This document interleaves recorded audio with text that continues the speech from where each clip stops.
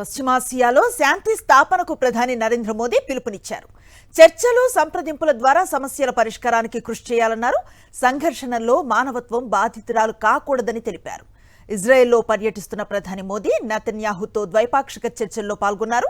ఈ సందర్భంగా 16 MOUలపై ఇరు దేశాలు సంతకాలు చేశాయి. రక్షణ, వ్యవసాయం నుంచి ఏఐ వరకు పలు రంగాల్లో ఈ ఒప్పందాలు జరిగాయి. భారత్ ఇజ్రాయెల్ సంబంధాలు ప్రత్యేక వ్యూహాత్మక భాగస్వామ్యం స్థాయికి చేరాయన్న ప్రధాని మోదీ త్వరలోనే ఇరు దేశాల స్వేచ్ఛ వాణిజ్య ఒప్పందం ఖరారవుతుందని తెలిపారు. आज की बैठक में हमने अपने सहयोग को नई दिशा और तेज गति देने पर चर्चा की।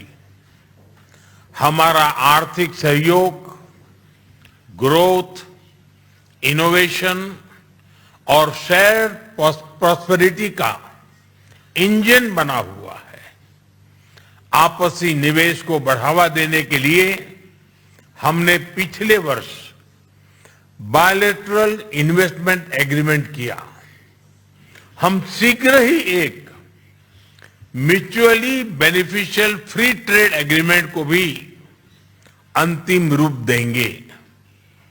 टेक्नोलॉजी हमारी भावी साझेदारी का केंद्र है।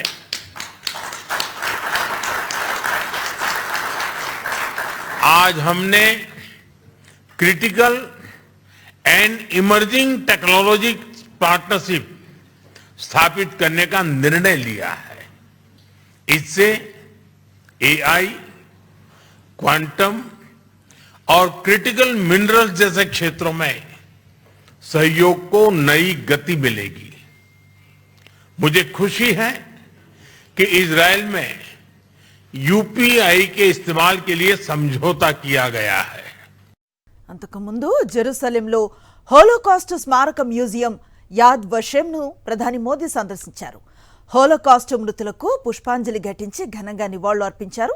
ఇజ్రాయెల్ ప్రధాని నెతన్యాహు కూడా ఆయనతో పాటు ఉన్నారు. 2017లో తొలి ఇజ్రాయెల్ పర్యటనలోనూ యాద్ వషెంను సందర్శించారు ప్రధాని మోదీ.